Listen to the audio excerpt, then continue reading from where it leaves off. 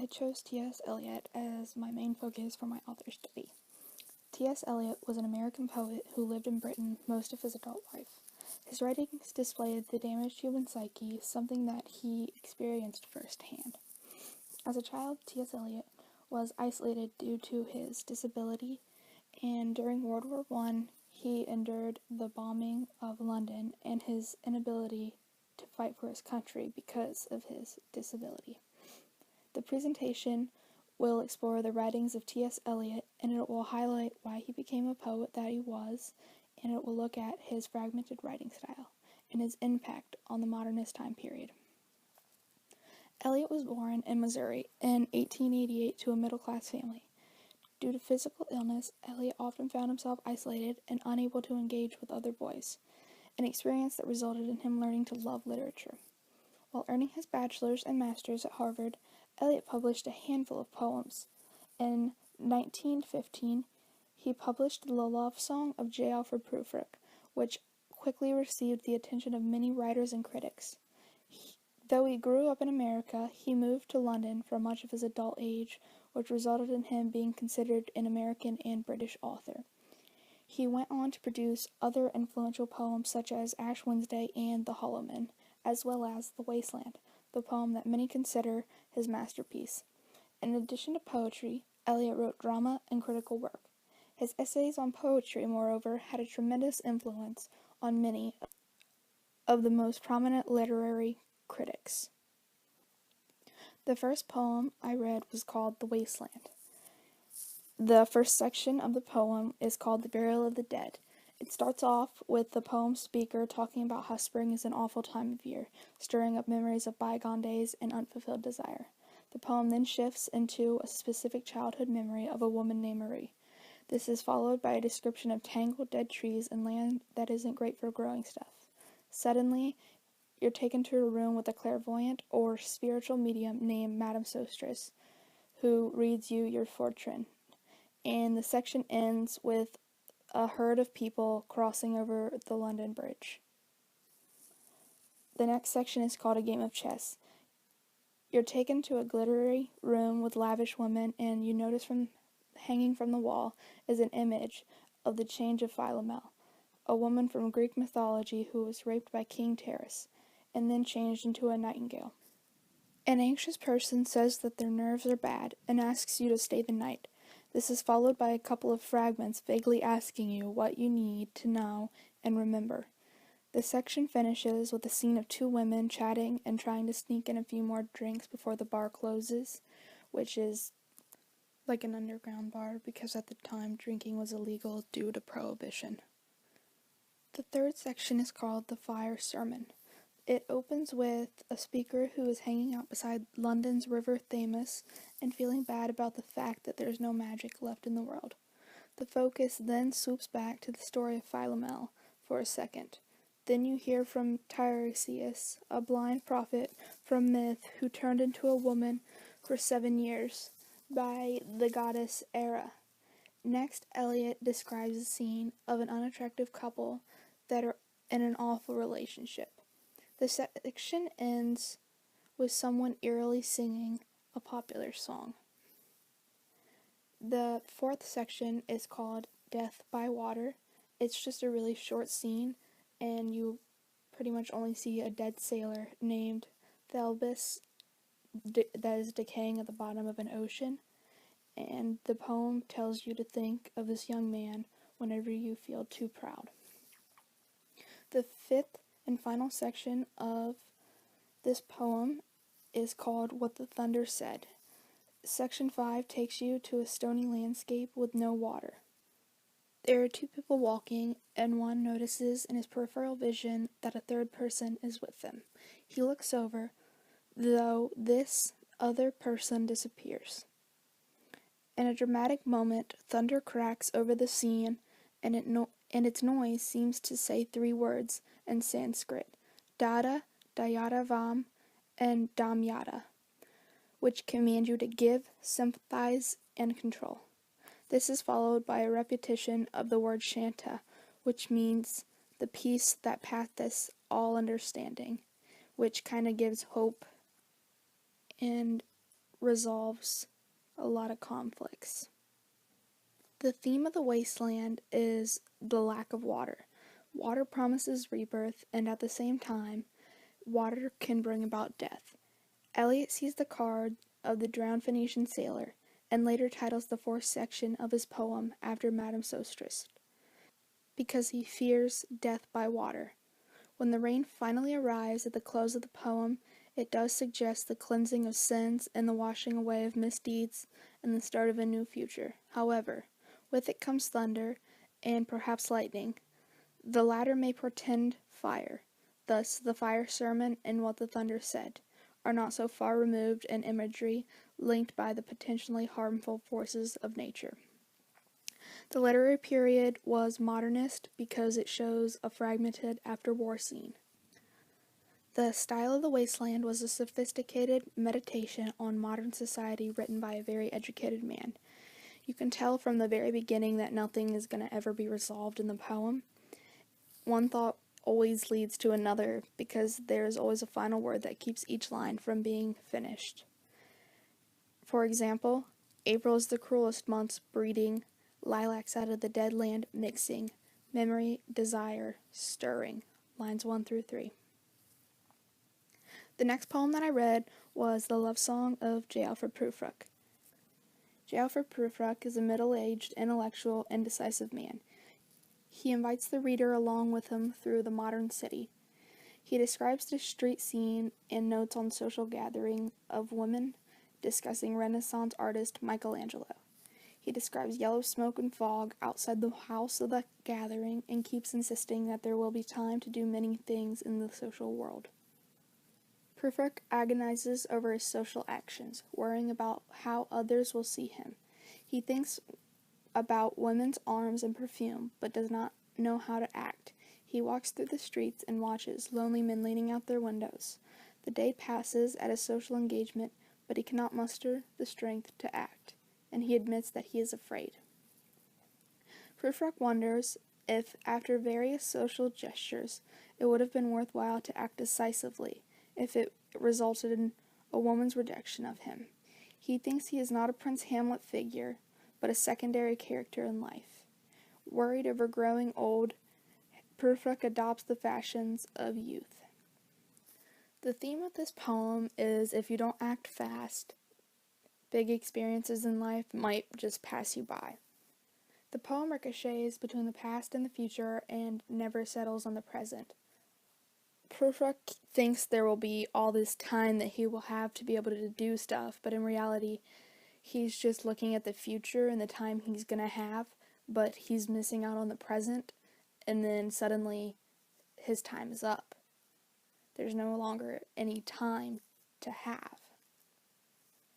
In the room, the women come and go, talking of Michelangelo. Lines 13 through 14. These lines are the first clue that we might be in a timeless twilight zone. The women come and go, come and go. They are always talking. The repetitive motion is like listening to a broken record or watching the same scene over and over again. In a minute, there is time for decisions and revisions, which a minute will revise. Lines 47 through 48. 1 minute he was saying something really important to the woman he loves. The next minute he has revised his decision and went back downstairs. This act shows how Prufrock always kept stalling. He could have told the woman that he loved her right then, but he just thought that there would be more time to tell her he loved her another time, but yet he never ended up telling her that he loved her. The verses are very cat-like, and they kept circling around Prufrock without ever letting us see him head on. Sometimes the verses rub their muzzle or back against the real Prufrock, but we only see him faintly, as through a fog. You see a continuous circling pattern throughout his poem, like the lines repeating themselves over and over again and like going full circle with the lines, and starting off the poem with a line that is similar to the line that's at the end of the poem. The literary period was a modernist piece because Prufrock focused on just himself. He never really cared or thought about how the woman felt being played with all these years and never him actually showing his true emotions to her. He only cared that he was nervous and thought there would be more time to do it later. This poem also showed the breaking of traditions, because you were supposed to get married and have kids and live this life by like a model of the American dream, like have money but Prufrock never really did any of this. Prufrock kind of just lived his life on the down low and stayed out of everyone else's business. The third poem I read was The Hollow Men. The poem begins with two epigraphs, one in quotation from Joseph Conrad's Heart of Darkness, remarking on the death of the doomed character Kurtz. The other is an expression used by English school children who want money to buy fireworks to celebrate Guy Fawkes Day. On this holiday, people burn straw effigies of Fawkes, who tried to blow up the British Parliament back in the 17th century. The poem was narrated by one of the Hollow Men. In the first section of the poem, a bunch of hollow men are leaning together like scarecrows. Everything about them is as dry as the Sahara Desert, including their voices and their bodies. Everything they say and do is meaningless. They exist in a state like hell, except they were too timid and cowardly to commit the violent acts that would have gained them access to hell.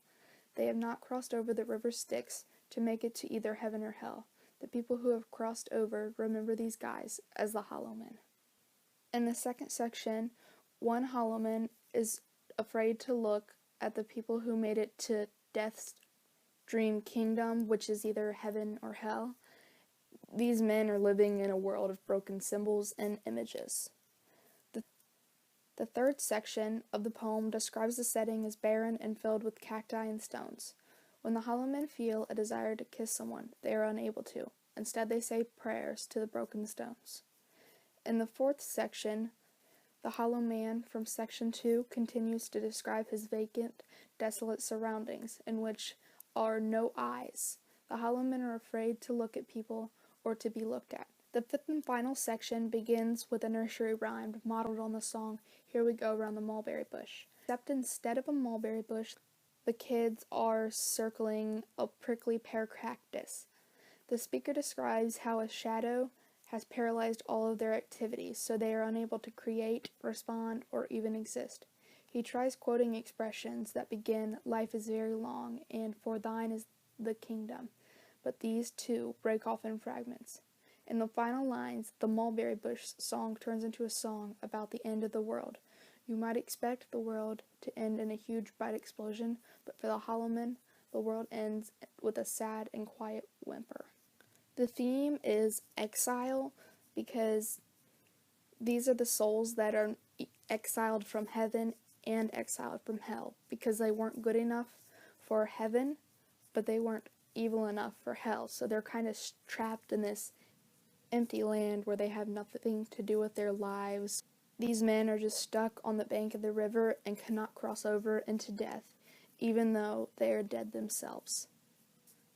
Those who have crossed with direct eyes to death's other kingdom remember us, if at all, not as lost. Lines 13 through 15. This quote just shows how the men were exiled from heaven and they were exiled from hell. Nobody really remembers the hollow men. This line is a cry from the hollow men because they want to be remembered and they don't want to be forgotten, because nobody wants to be forgotten. There, the eyes are sunlight on a broken column. There is a tree swinging and voices are in the wind singing, more distant than the more solemn than a fading star. Lines 22 through 28. There is heaven. The image of the broken column is not a happy one, because they don't get to be there or experience what heaven is like, because they're so far from it, which is what the metaphor, more distant and more solemn than a fading star, because they see heaven as something so distant and so faded and so sad, because they were never good enough to make it to heaven. Is it like this in death's other kingdom, waking alone at the hour when we are trembling with tenderness, lips that would kiss form broken prayers to broken stone. Lines 45 through 51.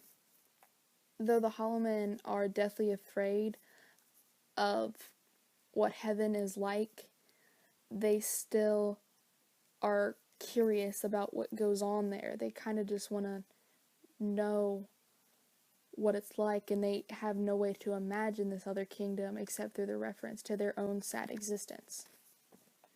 The style was as if it was through the eyes of the hollow men. It was very fragmented and incoherent and very quiet and timid, because the hollow men had to be that way because they never really fit in anywhere. The short lines created frequent pauses, like a small gust of wind followed by an eerie silence.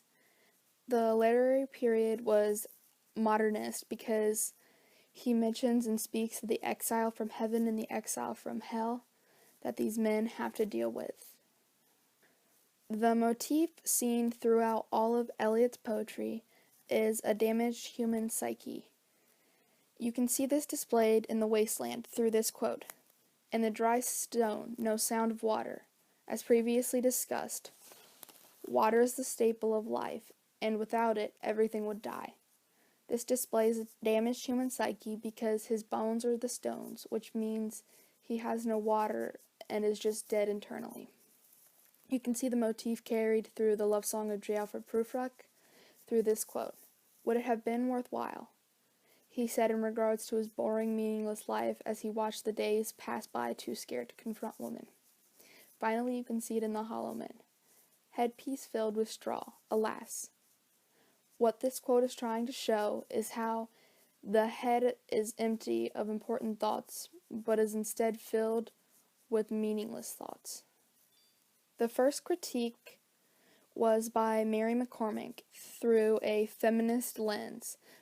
Before reading this critique, I thought that Eliot put women on a pedestal because he wanted to just tear them down and objectify them, but actually he made woman the dominant role, not only in this poem but in all of his poems.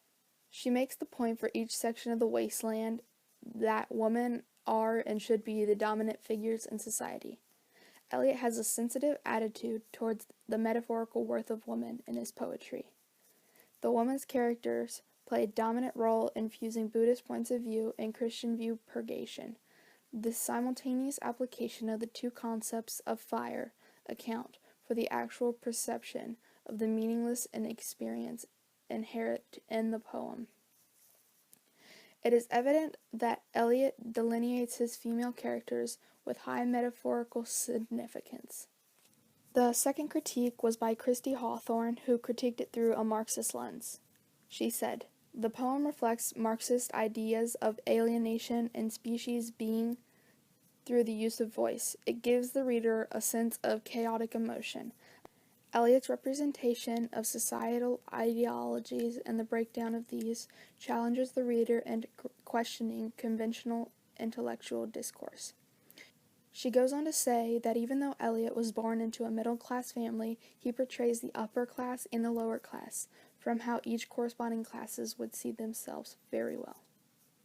My critique was a feminist critique on the love song of J. Alfred Prufrock. In T.S. Eliot's poem, The Love Song of J. Alfred Prufrock, he sexually objectifies women. The poem never visualizes the woman with whom Prufrock imagines an encounter except in fragments and in plurals: eyes, arms, skirts. The braceleted arms and the skirts are specifically feminine, but the faces, the hands, and the voices, the eyes are not. He projects images of the body onto the landscapes and uses women's body parts as objects, like the fog and the street and the sky, as though he thinks he can just break down the woman, as though she was just simply an object. T.S. Eliot had a great impact on the modernist time period. He gave a voice to a generation that often had no words for what it saw happening around it. He is the key figure of our century in America and in England. The most powerful single influence, said writer Robert Penn Warren after Eliot's death in 1965. This is his age. He gave us the sense of the culture crisis of the Western world, when we were suddenly thrown on our own in a different way than ever before. Eliot is one of the most influential modernist writers. Much of his work captures the anxiety and the distress that was experienced during the early 20th century. Specifically, Eliot's work features the voice of a disillusioned, alienated generation that felt unsure of the major religious, economic, and social elements of Western society. Among many fractions of modernism, Eliot's own modernist art emphasized the importance of clear, meaningful, and carefully crafted language.